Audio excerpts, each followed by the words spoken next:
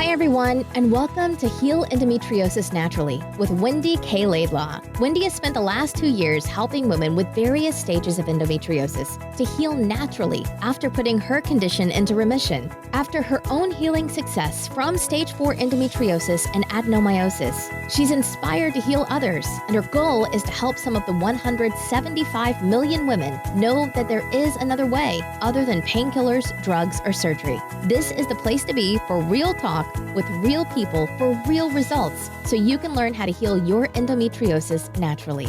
Please note that the opinions expressed in this program may represent options, but are not a substitute for proper medical care. Before starting any new healthcare program, we recommend you consult with a health professional.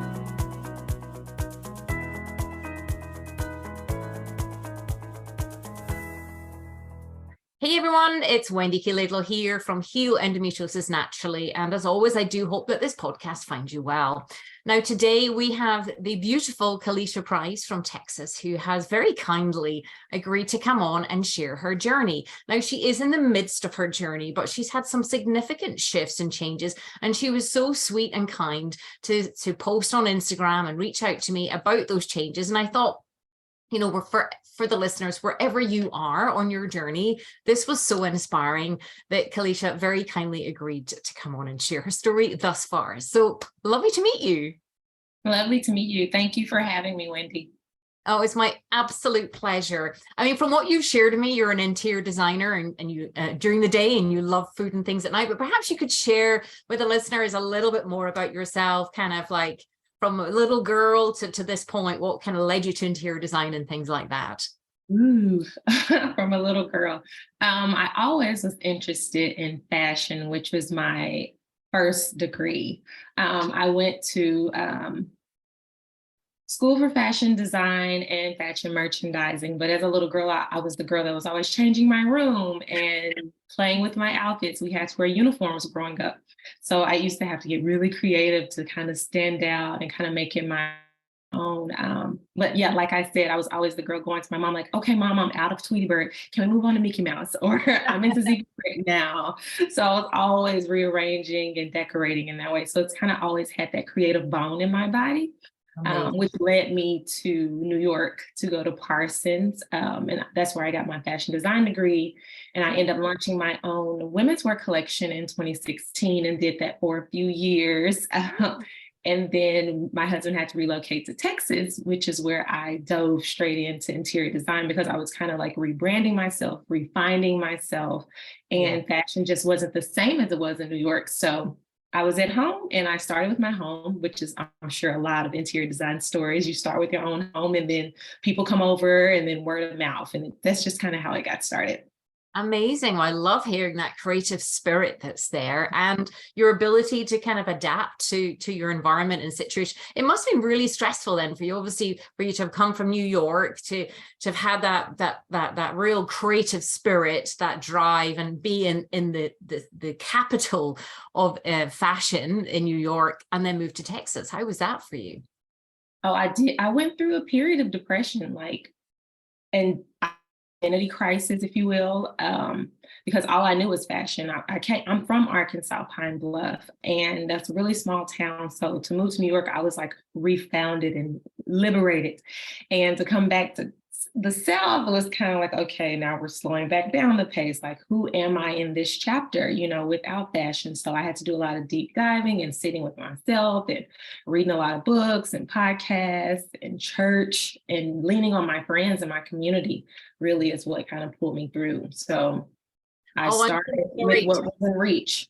Yeah, well, I'm so sorry to hear that you had to go through that, because I think that's it. Life can come along and slap you across the face and hit you with a baseball bat at, the back of your head when you least expect it. You think, yeah, this is where I am. This is what I'm supposed to be doing. This is like my calling. And then whoosh, the rug gets pulled from underneath your feet. So I'm so sorry to hear that, because it must have been really hard emotionally for you.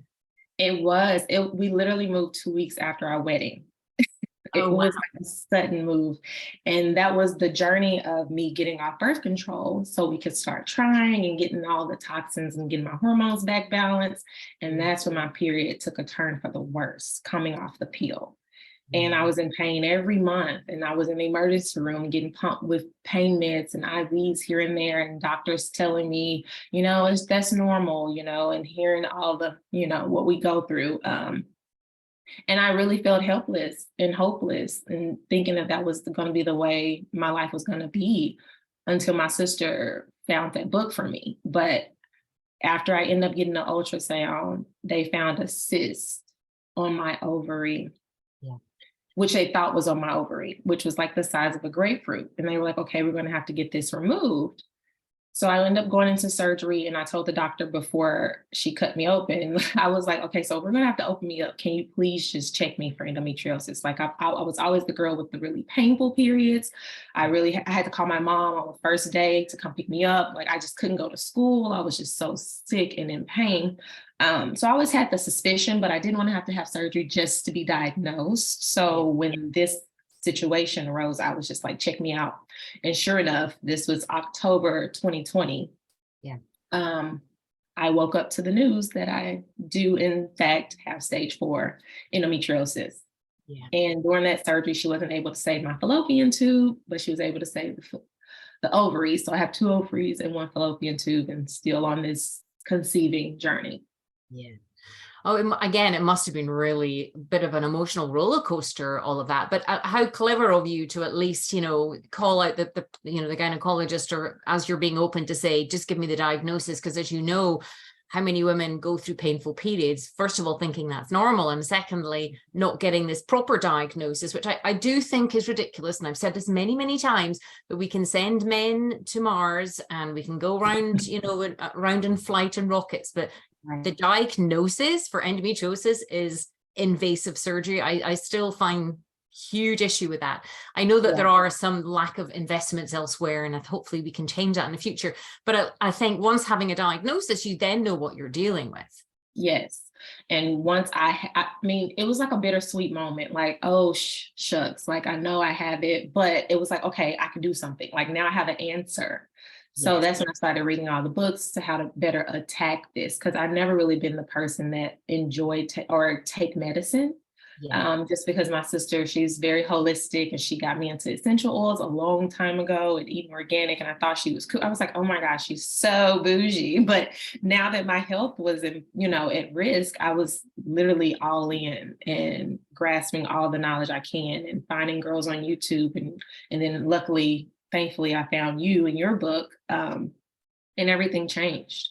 Amazing. I mean, it gives me goosebumps when you say that, because I remember all those years ago when I was writhing around in pain after the 6th surgery and developing adenomyosis and mitochondrial dysfunction and thyroid issues and you name it, I had it.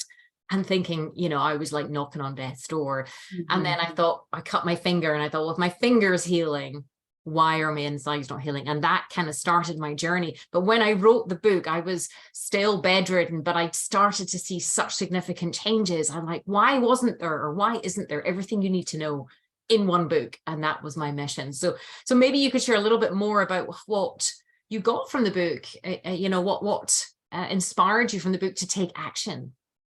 It really opened my eyes to the world and what we're exposed to on a daily. Like I never thought about plastics and the air we breathe and the products we use at home. So when I finished reading the book, like I'm like very ambitious and like action oriented. So I called my mom crying, and I was like, I have to throw away everything. I have to get rid of it. So I went on this, like I had a trash bag in the kitchen. I was like, I'm throwing out all the plastics, getting new pots and pans. I'm throwing out everything that has gluten in it and soy. And that was my approach. It was a bit cold turkey and dramatic. Overwhelming, I'm sure. Yes. My mom was like, just take it one step at a time. Like, let's start with utensils. Let's start with food, and just kind of like coaching me through that, because I was desperate, so desperate to feel better. And I didn't want to do anything that could alter or make things worse, because I was in a really low state. So once I got my food under control and I cut out the soy and the gluten is where I started. And then cleaned up my cleaning products and all the candles and everything you could think of. laundry detergent. And it took a while. I mean, I went through a point where I was angry, thinking it was going to be an immediate change. Like, why I'm doing all these things and making all these Why is it not happening? It's not Yeah. happening. No, yeah, And I'm exactly. like, Lord knows I love food. I'm like, I'm I want it to happen now. everything I love. But it took maybe 3 to 6 months. I wish I would have like journaled better. Like if I knew my life was going to take this turn, to be speaking out about it. But it took at least like 3 to 6 months to start to see a change. And then like from the 6-month period on to a year, because I started in 21. Yeah. Yeah, I'm 21, so 2 years ago. But from the year on, my period started to sneak up on me. And I was like, that's a blessing in itself. Like, I'm like, I didn't have pain. I'm like, oh my gosh, she's here. Like, she didn't come in yelling and screaming. It's a non-event. Like, how did that happen? Yeah. Yeah, like, it's crazy. Like, I'm at the point of like wanting to conceive. So I'm like not excited to see her. But when she sneaks up on me, I'm like, okay, I can live with this. I can live with this. So yeah.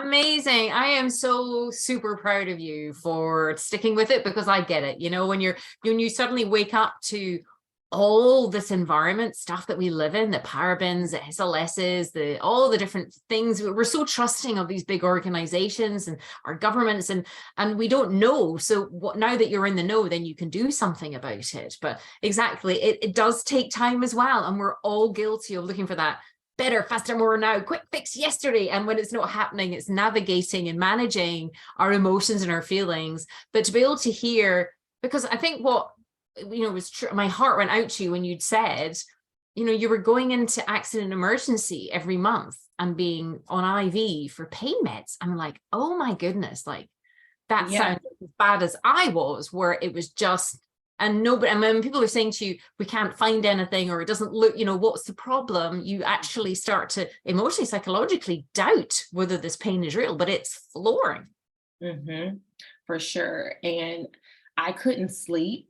And I know rest is very big on healing. So I was like, the only way I could get this to stop was to go in to get the IV for pain meds, to at least get them sleep in the emergency room. Then I was sleeping in the tub just because that was the only thing that kind of stopped the pain. So I would soak in Epsom salt to try to get a couple hours of sleep here and there, just to relieve my mind, because I was going back crazy because it was just throbbing constantly on end. So yeah, it's saddening, but at the same time, you do have to protect your mental health and do what's best. And if that was sleeping in the tub or emergency room until I could find like holistic help, that's what I had to do. And then I started doing acupuncture as well, along with the diet change, and that's been great for me too. Amazing. So when you think back to that time, I could feel a bit of emotion there with you, when you were having to sleep in the bath. And I mean, I don't know if you've had an opportunity to hear some of the success stories on my page. And I think it was Moitza, she was, just was permanently almost paralyzed with the pain. Joanna, she was going into hospital. I mean, they've all put everything completely in remission now. But when you think back to that time and even talking about it now, I mean, what comes up for you when you think back? A lot of emotion. Like like it.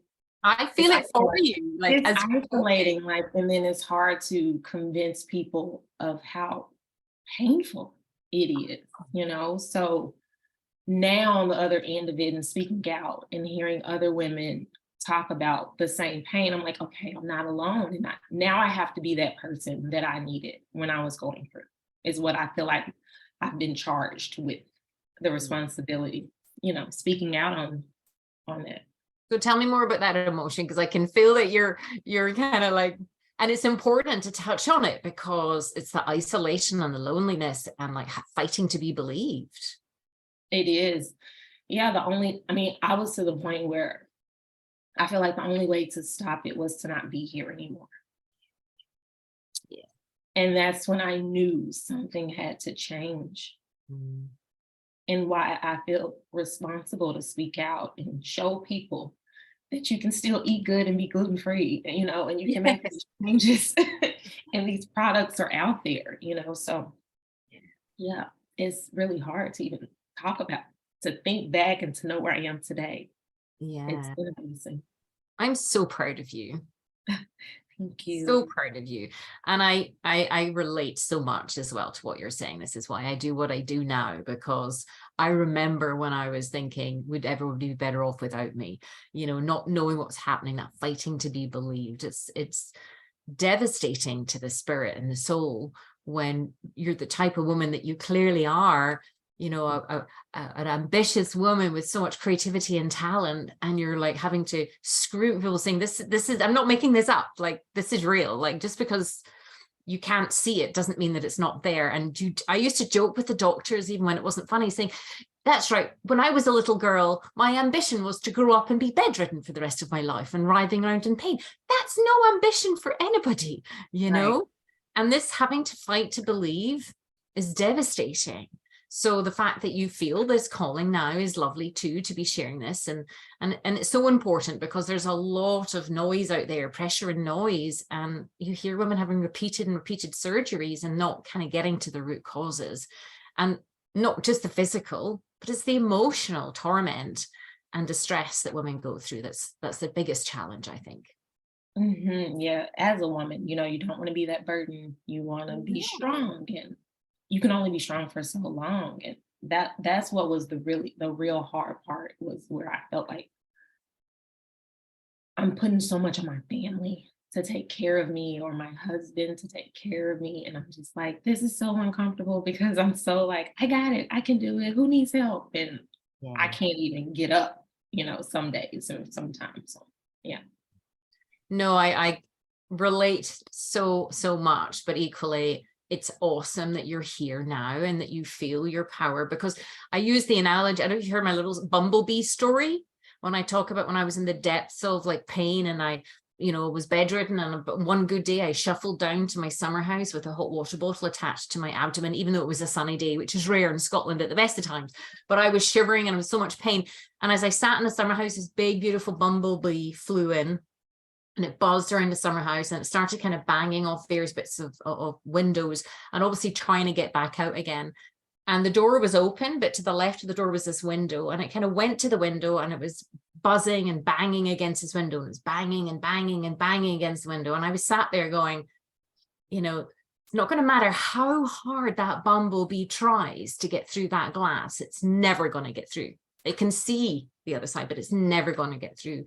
So I kind of got up and I shuffled along, and I used my boot to gently guide the bumblebee out to the door. And I thought, that's what I was doing with the medical field. I was literally, it wasn't through lack of willpower, and it wasn't through lack of drive or determination, or, you know, that being that strong woman, it wouldn't have mattered. It was it's like trying to like bumblebee go through the glass. And I think that's what's been so lovely hearing your story, is that you were a lot quicker than me at establishing that there's another way. It took me, you know, to my mid-40s before I thought there has to be another way. So for that, I think it's really commendable that you were open to that other way, and your sister was like supportive in that realm as well. Yeah, I mean, because of people like you decided to share your story, and I haven't shared mine in depth yet, where like I'm showing up on camera. This is the first time I'm really just putting it all out there. I gave little nuggets here and there on my Instagram, but yeah, like there's no other way for this to get better if we stay closed-lipped, you know, so we have to speak out. Absolutely. And I think it's, you know, because not everybody is open, and that's fine, you know, but for those that are searching, that bumblebee banging off the glass going, come on, someone help me, someone help me. There has to be another way.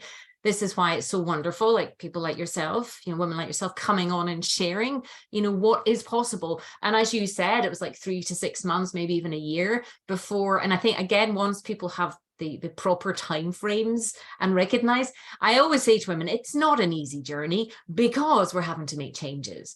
And I talk about like the caterpillar into the butterfly. A lot of the journey is stuck in the cocoon of chaos, you know, where you're like, oh, but I really like that. And I'm like, yes, but it makes you in pain. And, you know, it's almost what I refer to as introducing different parts, like a parent, an internal parent part that has to speak to the child part that goes, it's not fair. And the adolescence that says, tell me what to do, don't tell me what to do. And all these other parts of us that we have to hear and listen to on the journey.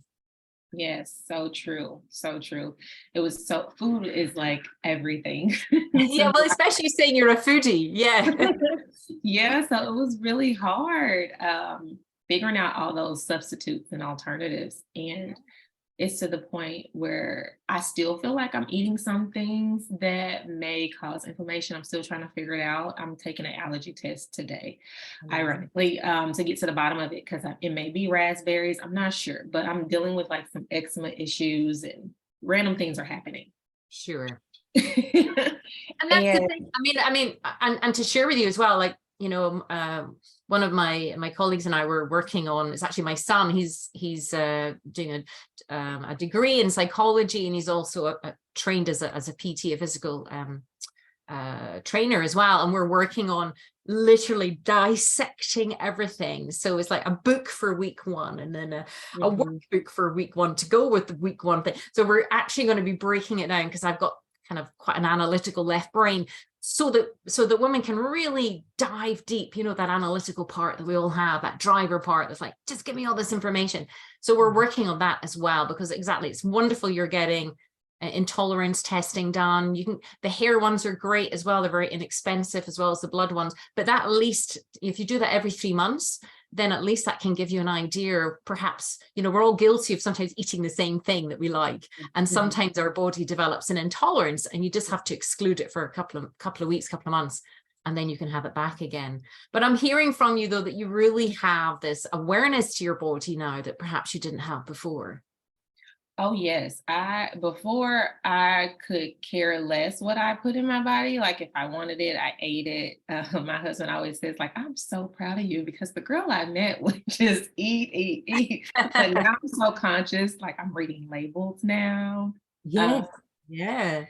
And if it has something I can't pronounce, I'm like, you stay here. You staying right on the shelf. So yeah, I'm way more conscious. Like I eat something and I'm like, okay, my stomach feels this way, like maybe I shouldn't be eating that. Like I'm just way more hypersensitive, because I have seen the light at the end of the tunnel, and I know what food can do, and food is medicine. So I'm very cautious of what I eat and consume, and even rub on my skin or use on my skin, as far as beauty products and lotions and soaps. All that plays a part. It's really, the body all works together. So you can't just do one without the other, you know.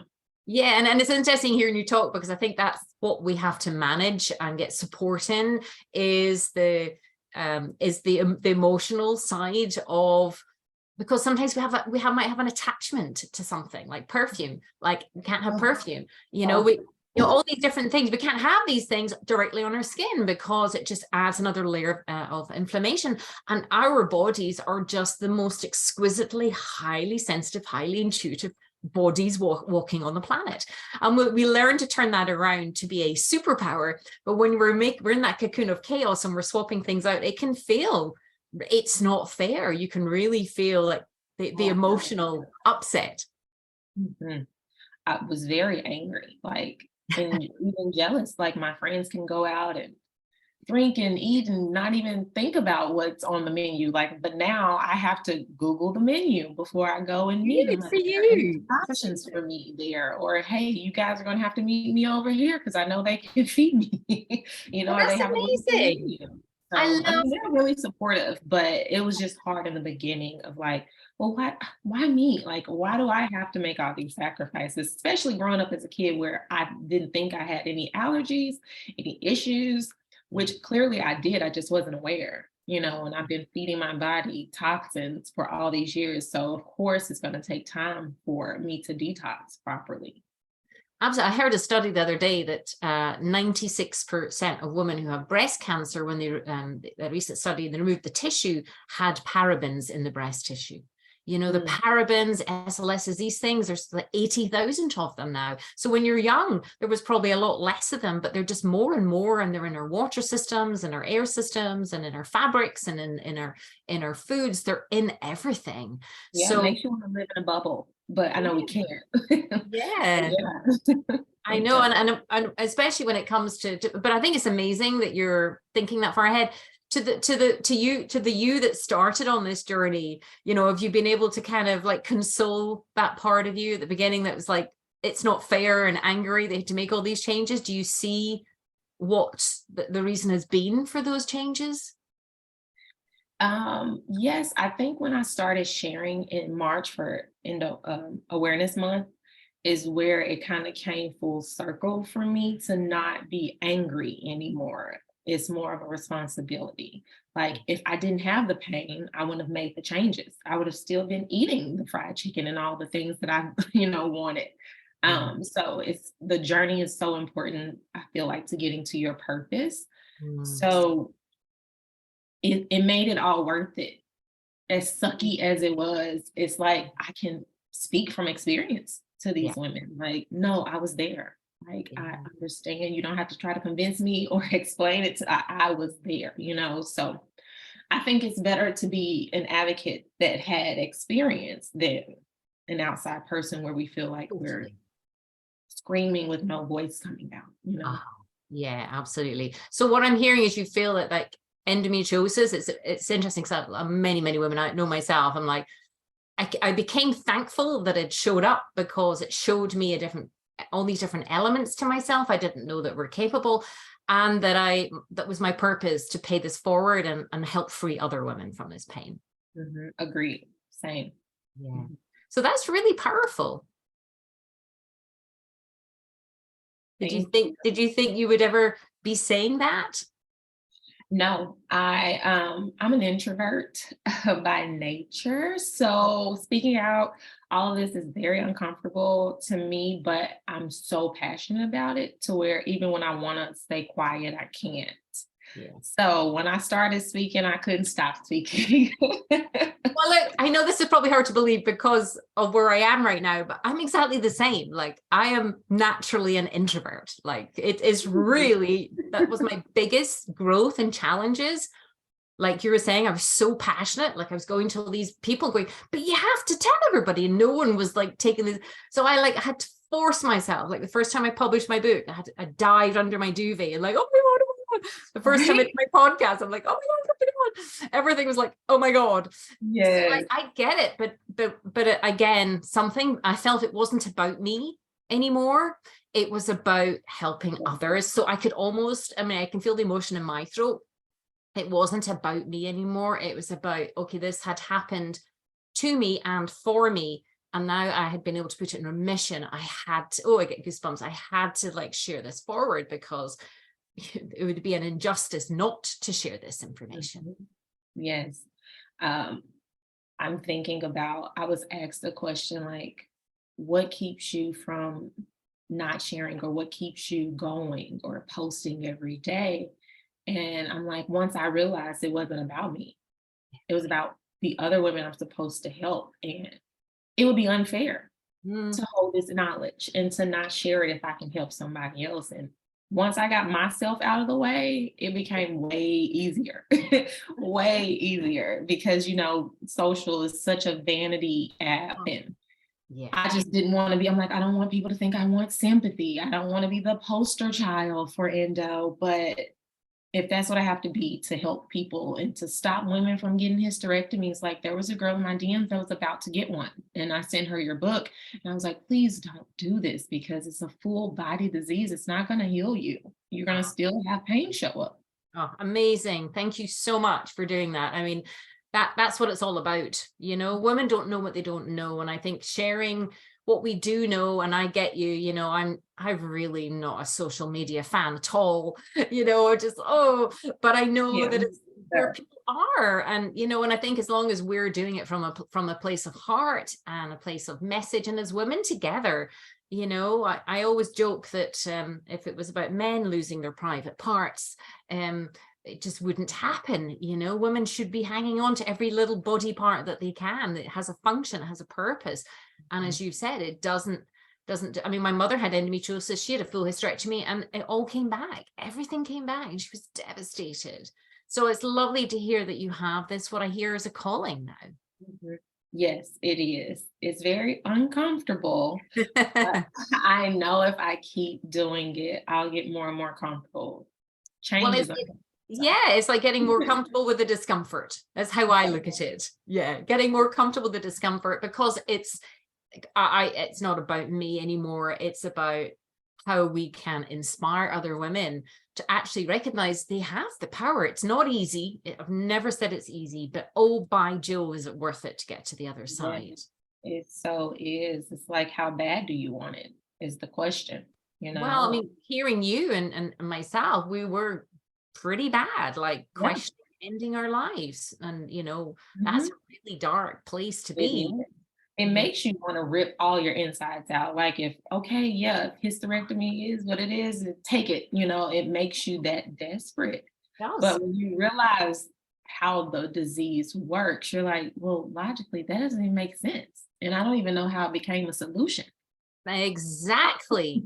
That's what we need to be having more of a talk about. Yeah. Well, I can get on my soapbox about that. I tell you, get on my soapbox. So what would you say to any woman listening here right now who's maybe hugging a hot water bottle and, questioning, like, is it really possible to get, your story of having to go into hospital to get an IV drip for pain meds every month just so you get some sleep, like, oh, it just sends shivers down my spine. But what would you be saying to any woman listening to this podcast right now?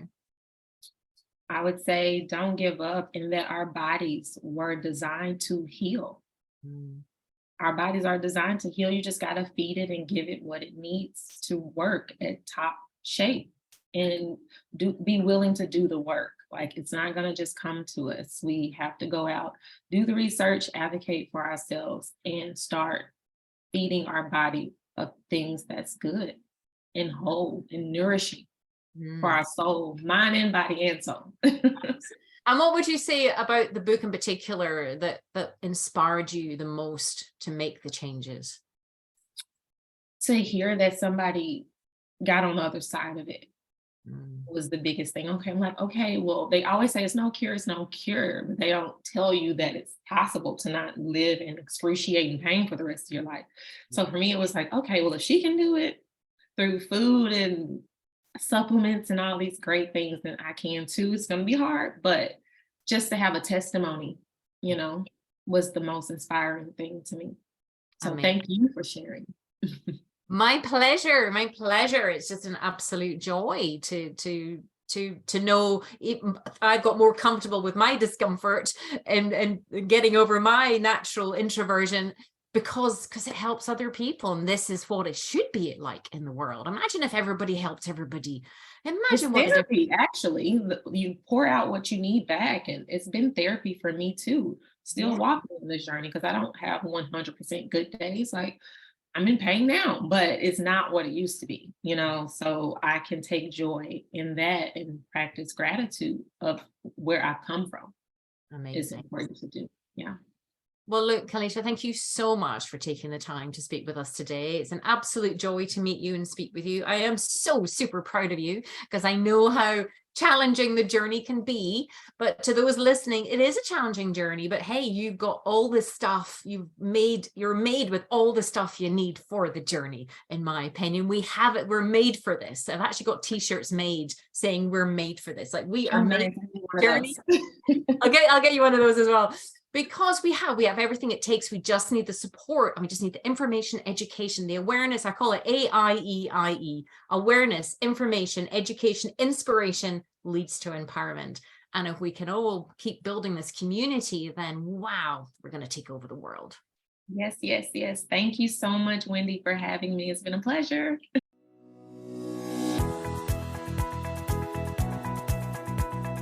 Thanks for listening to Heal Endometriosis Naturally with WendyKLaidlaw. And I hope you enjoyed the show. Don't forget to subscribe, like, and rate us. If you're interested in learning more, you can download your top 5 jumpstart tips at healendometriosisnaturally.com and jump on the VIP email list. Remember to keep you number one, for the world needs a healthy you.